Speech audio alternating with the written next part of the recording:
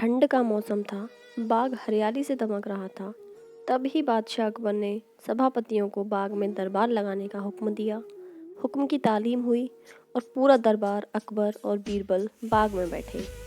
अकबर के आदेश पर बीरबल सभा में न्याय का कार्य देख रहा था।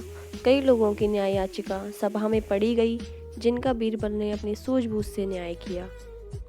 लगभग सारी याचिकाएं पढ़ी गई। न्याय के इस कार्य में कई घंटे बीत गए। थोड़ी देर बाद दरबार में एक व्यापारी आया। उसने चोरी की अर्जी लगाई थी। उसने कहा एक बार वो दिल्ली आया था।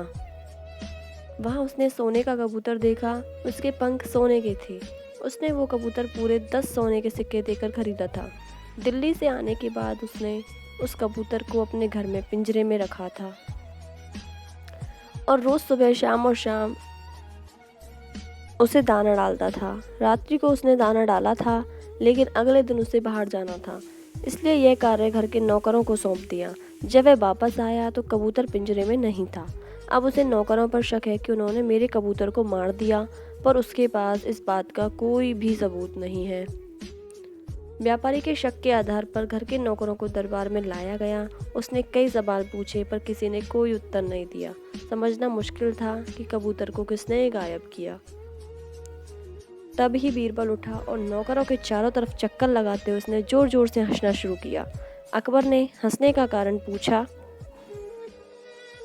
तब बीरबल ने हंसी रोकते हुए बोला, महाराज, चोर तो हम सबके सामने ही है।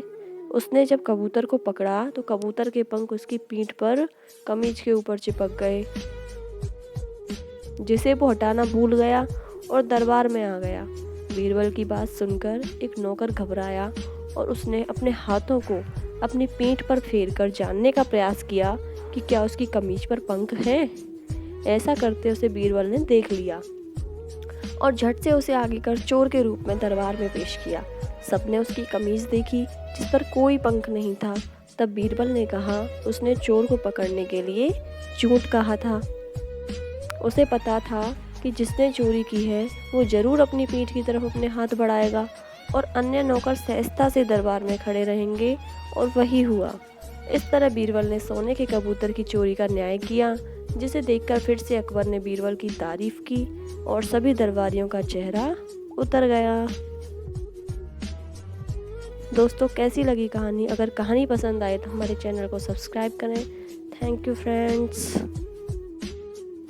Like, share and subscribe.